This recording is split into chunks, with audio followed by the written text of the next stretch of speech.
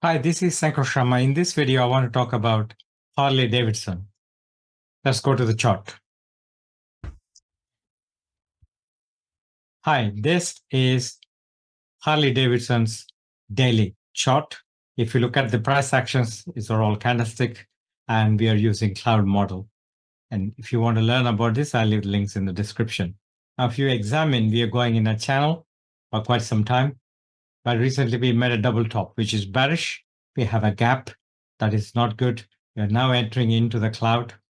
Now, if you break below 35 mark, which is pointed by this arrow, if it goes below that, it is going to be really, really bearish sign, and it could run down further to the downside, and the new target could be around 31.